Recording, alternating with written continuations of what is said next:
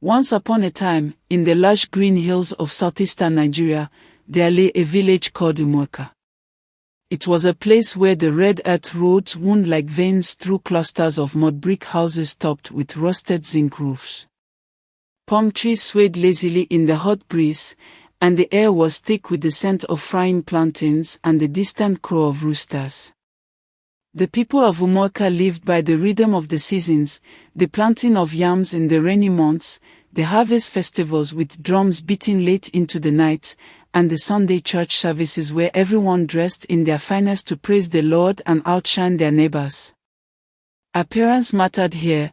A well-tailored outfit could make a man feel like a king or a woman like a queen at weddings, burials, or even the weekly market days where traders haggled over baskets of peppers and fresh fish from the nearby river. Welcome to Zoe's Ancestral African Folktales, a place where ancient wisdom, magic, and storytelling come alive. Don't forget to like, subscribe, and hit the bell so you never miss a tale from our ancestors. Tucked away on the edge of the bustling market square stood a small shop that drew eyes like a magnet. It was a simple structure, built from baked clay bricks with a wooden door that creaked like an old man's bones. A faded sign hung above it, painted in bold letters, Adaora threads. From the outside, it looked ordinary enough, a dusty glass window displaying colorful fabrics, and inside, the hum of an ancient sewing machine that seemed to pulse with its own heartbeat. But those who stepped inside knew better. The clothes hanging on the racks felt alive, as if the threads whispered secrets when the wind blew through the cracks in the walls. Customers swore that when they tried on a gown or a shirt from Adaora's threads, it hugged their body just right, making them stand taller, speak louder, or catch admiring glances from across the village square. Mama Adaora, the owner, was a woman in her 50s, with skin the color of rich cocoa and eyes that sparkled with a knowing mischief. She was always cheerful, her laughter bubbling like a pot of egusi soup on the fire.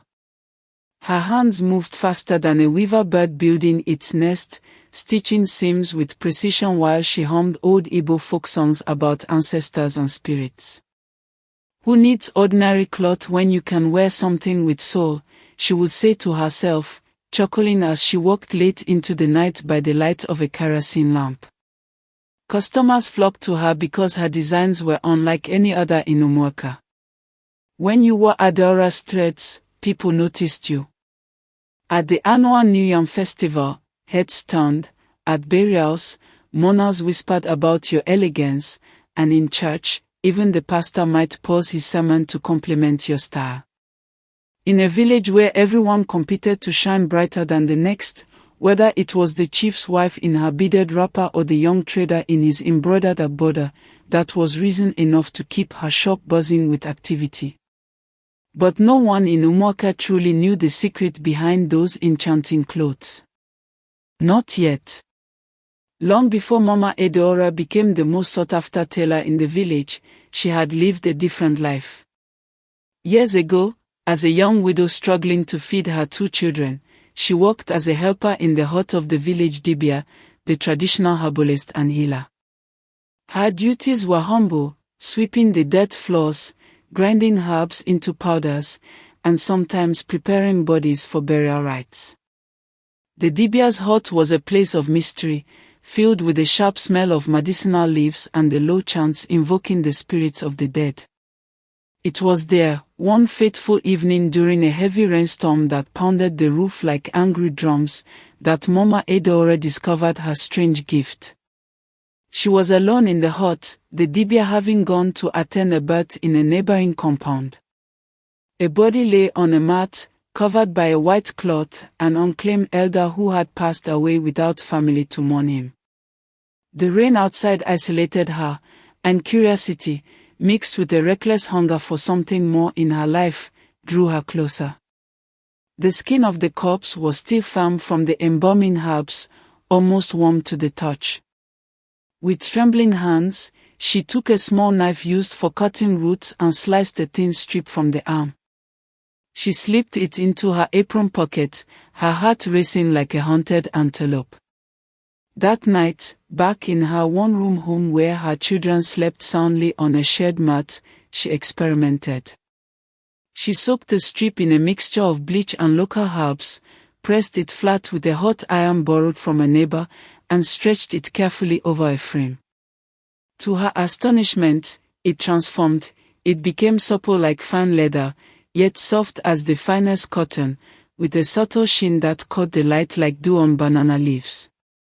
Mama Adaora laughed until her sides ached, waving the piece in the dim lamplight. "Oh, the ancestors have given me a new thread," she whispered, her voice filled with wonder and a hint of madness. From that day forward, she saw her job at the Dibia's hut in a new light. Whenever bodies went unclaimed or were prepared for the earth without proper rites, she collected her materials. A sliver of bone here, a patch of skin there, even nails or hair that she wrapped carefully in leaves and hid under her wrapper. No one questioned her, the Dibia trusted her, and grieving families were too lost in sorrow to notice. "I'm just ensuring the spirits rest well," she would say with a sympathetic smile, all while her mind raced with possibilities. At night, her humble home turned into a forbidden workshop. The air grew thick with the scent of boiling pots where she treated each part like precious fabric. Bones were ground into fine powder and mixed with dyes to create unbreakable threads. Skin was bleached, stretched, and cut into patterns that mimicked traditional Adaora designs. Nails became like beads, sewn into collars for strength, and hair was woven into fringes that swayed with an unnatural life. What amazed her most was how seamlessly it all blended. The human elements disguised themselves perfectly in the clothes, looking like intricate embroidery or bold prints. Mama Adaora found joy in it, treating the process like a game. She would hold up a half-finished blouse and giggle, "See, Uncle Okonkwo, your strong bones will make this sleeve unbreakable. You always boasted of your firm strength, now you lift spirits." Sometimes, she spoke to the parts as if they were apprentices under her guidance. "Hold still, my dear skin patch, don't wrinkle now. Your owner was a beautiful dancer, let's make sure you move gracefully." For her, it wasn't evil or horror, it was art, a way to honor the forgotten dead by giving them new life in the world of the living.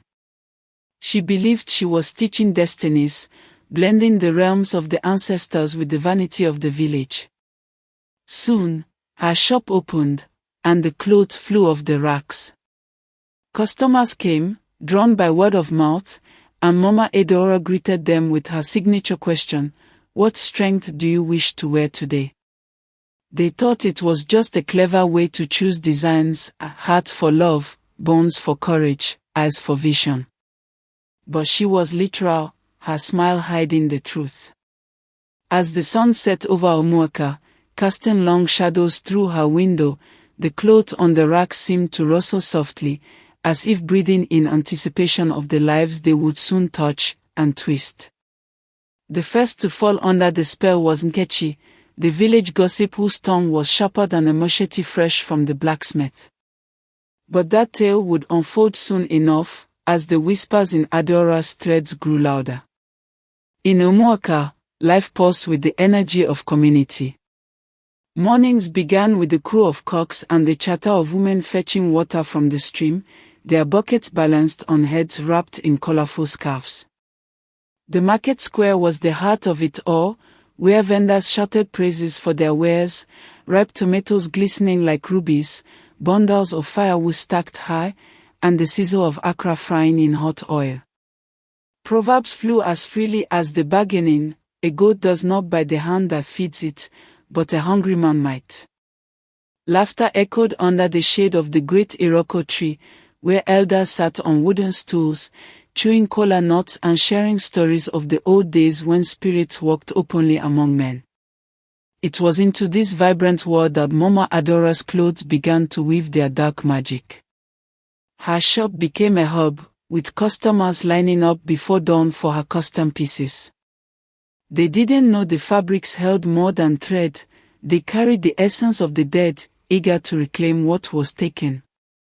The first to experience the gift and the curse was Nkechi, a woman whose mouth moved faster than her feet.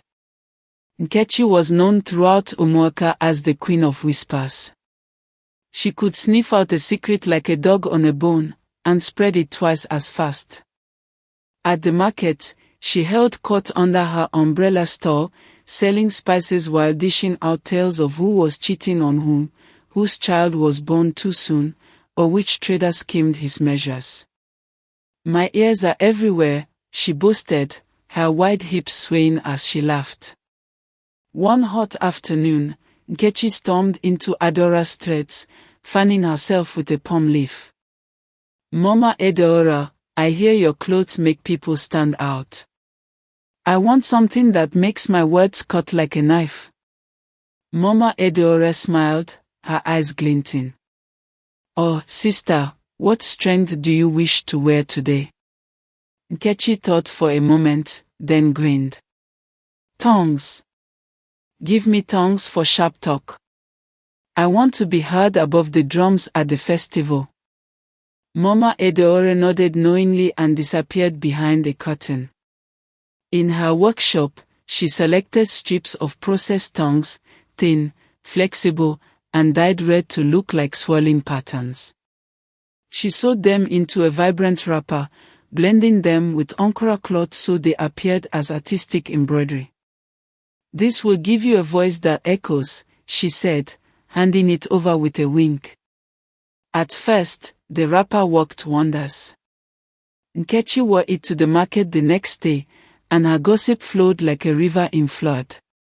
She exposed the baker's lazy apprentice who stole flour, roasted the chief's lazy son who avoided farm work, and even made the pastor's wife blush with tales of hidden envy.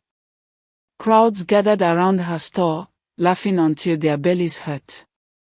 Chiefs nodded in amusement, traders bought more spices just to hear her, and even the children imitated her sharp wit.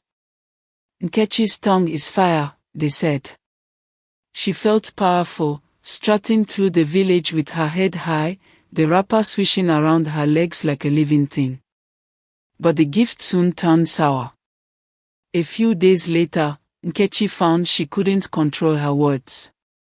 At a family gathering, she blurted out her sister's hidden affair with the blacksmith, causing tears and shouts.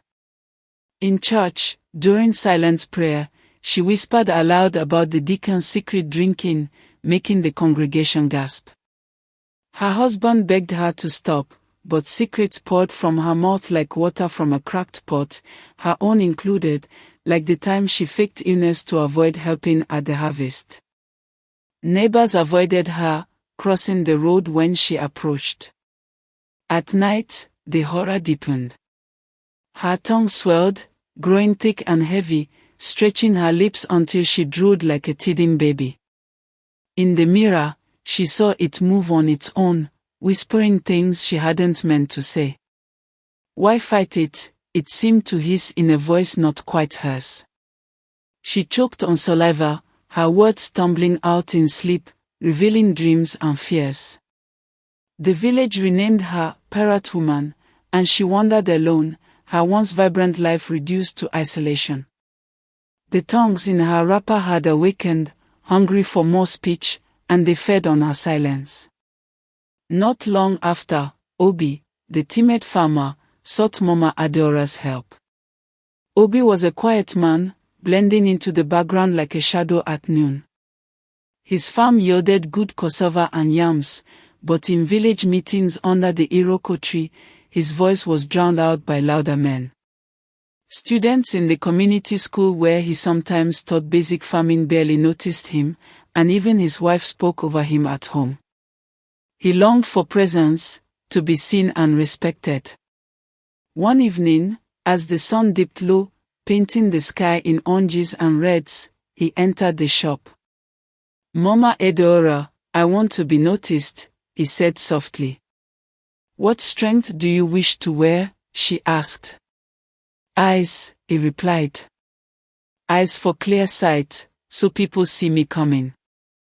Mama Adaora crafted a shirt from fine cotton, embroidering fragments of ice, processed to look like shiny beads scattered across the chest and sleeves. This will open your vision to the world, she promised. Obi wore it the next day to his farm, and immediately, his senses sharpened. He spotted termites burrowing in the soil before they damaged his crops, noticed a storm cloud gathering hours away, and even caught a thief sneaking through the bushes. At the village meeting, he pointed out flaws in the chief's plan for the new well, earning nods of approval. His wife looked at him with new admiration, and children called him Eagle Eyes. Yet, the eyes soon betrayed him. One evening, while hoeing his field, Obi saw movement in the shadows, dozens of shadowy figures staring back, their eyes glowing faintly. He rubbed his own, but the visions persisted. Days later, in the market, he glimpsed dead relatives mingling with the living, their gazes fixed on him accusingly. At night, dreams turned to nightmares of corpses watching through his window, beckoning him to join them. The shirt's beads began to shift, blinking independently in the light. Students whispered nervously in class, one brave boy shouting, "Teacher has ghost eyes." The nickname spread, children chanting it as they followed him home. Obi wrapped himself in blankets, muttering prayers to the ancestors, but the stares never ceased. Every corner held watching eyes, every reflection a judgment. His life crumbled into fear, the gift of sight becoming a prison of endless vigilance. As word of these strange changes whispered through Umuaka, Mama Adaora hummed in her shop, her needle dancing. The dead were stirring, and more would soon feel their touch. The rains came to Umuaka like a blessing and a curse, turning the red earth into sleek mud that clung to feet and hems. Thunder rumbled like the anger of the gods, and lightning flashed, illuminating the thatched roofs where families huddled around fires, sharing bowls of fufu and okra soup. Evenings were for storytelling, elders recounting tales of Anansi the spider or the tortoise's cunning, weaving morals into the fabric of village life. He who digs a pit for others may fall into it himself, they warned, unaware how true it would prove. Mama Adaora's shop remained open through the downpours, her lantern a beacon drawing those hungry for more than ordinary cloth. Chidi, the boastful trader, was next to seek her magic. Chidi was a young man with pockets full of naira from selling palm oil to city buyers. He loved the spotlight, at clubs in the nearby town, at weddings where he sprayed money like confetti, always the flashiest with gold chains and shiny shoes. His laughter boomed like thunder, but beneath it lay insecurity. He craved admiration that lasted beyond his wallet. One stormy afternoon, he burst into the shop, shaking rain from his umbrella. "Mama Adaora, your clothes are the talk of Umuaka. I want something that makes me shine sharper than the sun." "What strength do you wish to wear?" she inquired. "Teeth," he exclaimed, flashing his own grin. "Teeth for a bold smile that bites through any deal." Mama Adaora sewed an elegant agbada, lining the collar and cuffs with fragments of teeth, ground and set like ivory borders, disguised as ornate embroidery. "This will make your presence unforgettable," she said. Chidi wore it to a wedding feast that evening, and the effect was immediate. His smile dazzled, women giggled and fluttered fans, men slapped his back in envy. He closed deals effortlessly, his confidence soaring as people hung on his every word. At the palm wine joint, he was the center, stories flowing as freely as the drink. But the teeth hungered. One night, after too much wine, Chidi bit his lip until it bled, the taste metallic and sharp. The next morning, he gnawed his tongue, screaming in pain. Soon, he couldn't stop chewing, pen caps cracked under his jaws, fingernails torn to shreds, even the rims of glasses shattered. At a friend's birthday under the stars, he laughed heartily, only for his teeth to loosen and fall, clattering like hail on the ground. Guests screamed, fleeing in panic, but new teeth erupted, longer, sharper, like a beast's fangs. A week later, at a market negotiation, he opened his mouth to speak, but only growls emerged, his jaws snapping wildly. The crowd scattered as he chewed through a wooden table leg. Umuaka whispered of hyena man, and Chidi hid in his compound, his once bold life reduced to animalistic isolation, their borders teeth chattering softly in the dark. Then came Elder Yuzo, the forgotten sage. Yuzo was an aging man who spent days under the mango tree, lost in thoughts of history and law. Villagers called him the thinker, but few sought his counsel, younger voices drowned his out. He yearned for respect, to be the elder whose words guided the community. One quiet morning, after the rains had cleared, he entered the shop. "Mama Adaora, I seek wisdom that commands attention. What strength do you wish to wear?" "Brains," he said with dignity. "Brains for deep insight."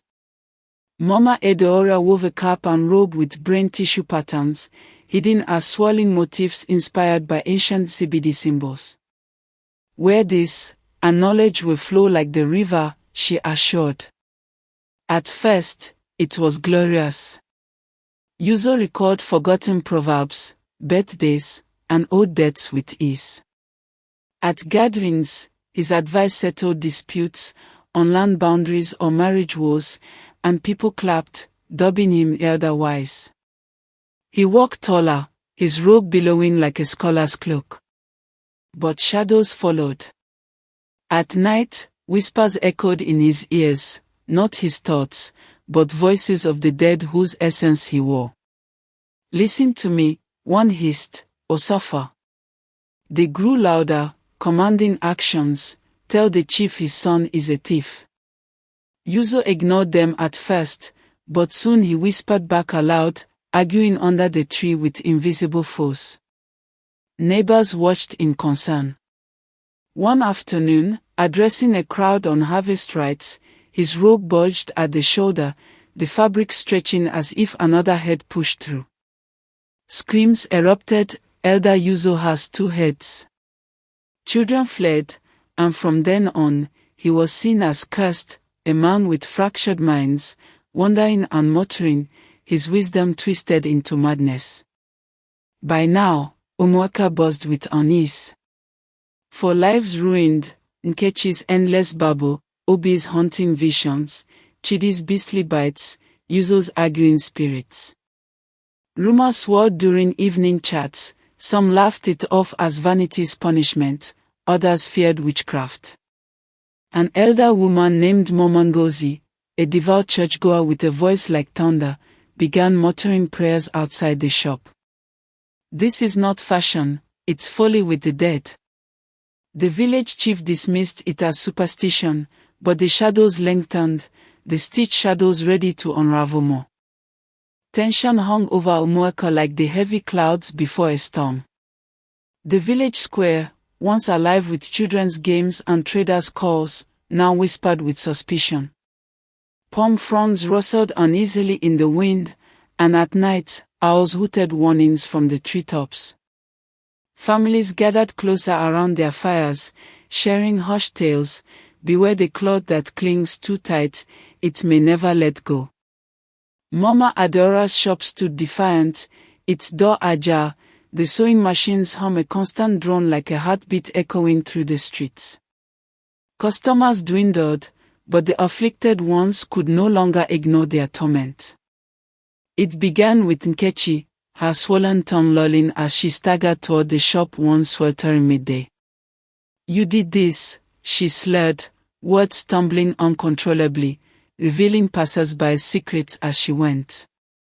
Obi followed, his eyes wild, muttering about ghosts in the daylight. Chidi snarled from the shadows, his fangs glinting, while Yuzo trailed behind, debating loudly with the voices in his head. They burst through the door together, the shop filling with chaos. "Take it back," Nkechi wailed, clawing at her wrapper. Mama Adaora stood calmly behind her counter, needle in hand. "Oh, my dears, fashion has its price. You chose your strengths, now they choose you." The horror erupted. The clothes on their bodies twisted, the human parts awakening fully. Nkechi's wrapper sprouted real tongues, lashing like whips, licking her skin and drawing blood. Obi's shirt blinked with dozens of eyes, rolling madly, staring in all directions and making him scream at visions only he saw. Chidi's Agboda chattered with teeth, snapping at the air, biting his own flesh as he howled. Yuzo's robe bulged grotesquely, a second head forming under the fabric, whispering commands that made him thrash. The shop's racks came alive too, dresses flapped sleeves like wings, trousers crawled across the floor, patterns pulsing like veins filled with blood. Villagers heard the commotion and gathered outside, peering through the window in terror. Mama Ngozi arrived, Bible clutched tightly, her voice booming prayers, "In the name of the Almighty, cast out these demons." The chief, finally alarmed, sent for the local constable, a no-nonsense man named Inspector Is, who arrived chewing a toothpick, skeptical as ever. "Village nonsense," he muttered, pushing through the crowd. But as he entered, a gown on the rack turned its embroidered eyes toward him and blinked. He froze, his toothpick falling. What sorcery is this? For the first time, belief shattered his doubt. Mama Adaora laughed, a sound like cracking thunder. "You see, the dead don't like being forgotten. I gave them life in your vanity, skin for beauty, bones for strength. They walk with you now." She revealed her philosophy: the unclaimed deserved honor, stitched into the living to teach lessons. But the awakened parts rebelled, threads snaking from the sewing machine like tentacles, wrapping around the victim's limbs. Nkechi fell, tongues coiling her throat, Obi clawed at his eyes, Chidi beat wildly, Yuzo argued with the emerging head. Outside, the crowd swelled, torches lit as evening fell. Mama Ngozi led chants, mixing Christian hymns with ancestral invocations to the spirits. "Amedioho, strike this evil. Jesus, save us." The shop shook, fabric slithering like snakes, trying to escape through cracks. The afflicted tugged at their clothes, but they clung tighter, refusing to tear. Mama Adaora tried to flee, but her own machine betrayed her, threads shot out, binding her wrists and ankles, dragging her back. "No," she cried, struggling as layers of cloth cocooned her, muffling her voice. The climax built in the flickering torchlight, the air thick with fear and the scent of smoke. The dead's essence, long desecrated, demanded reckoning, turning the Tailor's art against her. As midnight cloaked Umuaka in darkness, the village united in a vigil outside Adaora's threats. Lanterns and torches cast dancing shadows on the mud walls, and the air hummed with prayers and chants. Mama Ngozi stood at the forefront, bell in one hand, Bible in the other, her voice rising above the crowd: "We cast out this abomination. The dead shall rest, and the living learn."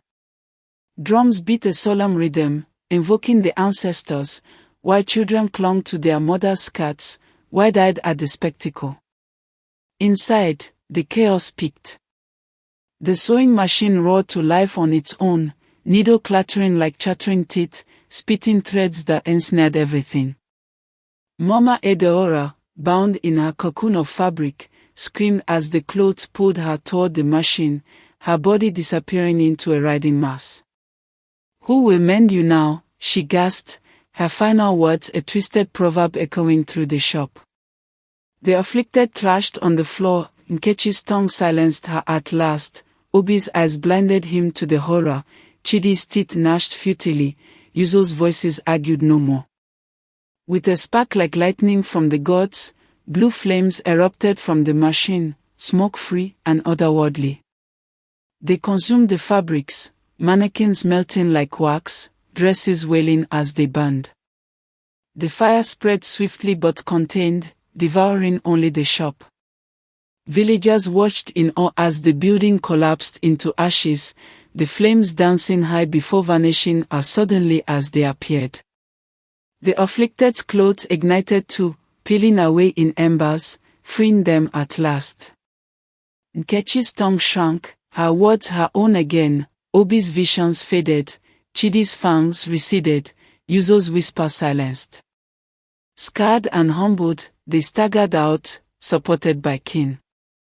Dawn broke over Umuaka, the sun rising on a changed village. The site of the shop was a blackened scar, but life stirred anew, birds sang, children played, markets buzzed. People returned to simpler fashions, plain wrappers and shirts without embroidery, respecting the dead with proper rites. No more custom designs, tailors stuck to ordinary thread. Mama Ngozi became the storyteller, gathering folks under the Iroko tree. In this our Nigeria, even cloth can carry spirits. Check your tailor, honor the ancestors, lest vanity stitch your downfall. The tale passed down, a warning, the evil tailor sewed with human parts until they came alive, teaching that some powers are not for the living to wear. And so, peace returned, but the whispers of the threads lingered in the wind, a reminder for generations. Thanks for watching Zoe's Ancestral African Folktales, where the wisdom of our ancestors lives on. If you enjoyed this story, drop a like, leave a comment with your favorite part, and share it with someone who loves great tales. And don't forget to subscribe so you never miss the next journey into African folklore.